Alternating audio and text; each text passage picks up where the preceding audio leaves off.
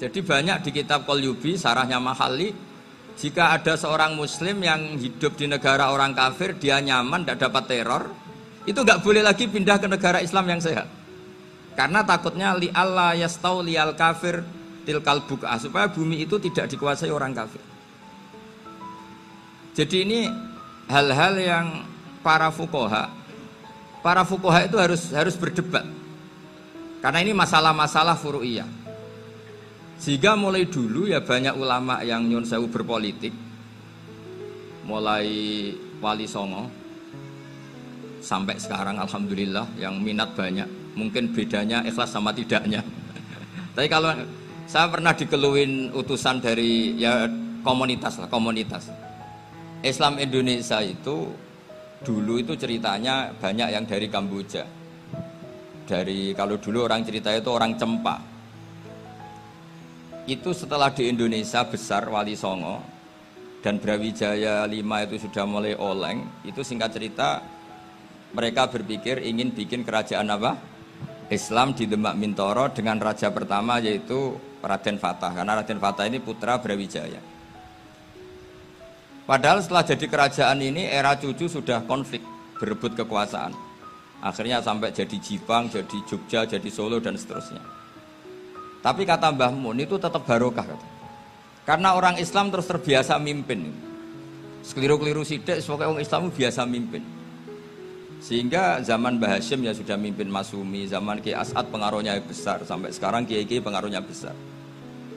Nah barokahnya Kiai-Kiai pengaruh besar ini sampai moral jadi ukuran. Misalnya sekarang ada calon bupati kok nggak sholat itu pasti kalah. Jadi sholat itu jadi tolok ukur untuk calon apa? Bupati. Meskipun mungkin punya efek pura-pura sholat, tapi gak apa-apa lah, sementing moral ini jadi ukuran. Sementara yang di Thailand, di Patani, itu karena dulu pelajarannya tasawuf, itu orang gak ambisi mimpin dunia. Tahu-tahu dipimpin. Dan akhirnya nyuwun sewu ya saage Islam-Islam yang dulu terlalu tasawuf, karena gak punya pengalaman memimpin, akhirnya lazimnya konsekuensinya hanya dipimpin. Tapi Islam Indonesia beda. Karena kulino mimpin itu akhirnya dari orang Islam biasa menjadi Islam yang sholat sampai Islam yang bisa ngaji itu bisa mimpin negara. Tentu yang paling populer dimulai Gus Dur. Jadi ini sesuatu yang barokahnya istihad para kiai, sementing Islam kulino mimpin. Sehingga di Indonesia itu barokahnya itu kebaikan itu jadi tolok ukur. Ada orang kok terkenal koruptor atau terkenal nyuwun sewu selingkuh atau terkenal apa itu pasti tidak jadi. Karena moral itu menjadi tolok ukur. Dan itu adalah politik para kiai. Jadi ini saya cerita dan itu negara juga akhirnya untung karena seleksi agama sama negara itu sama-sama kiai ya bilang negara harus dipimpin orang soleh, negara juga bilang seperti itu.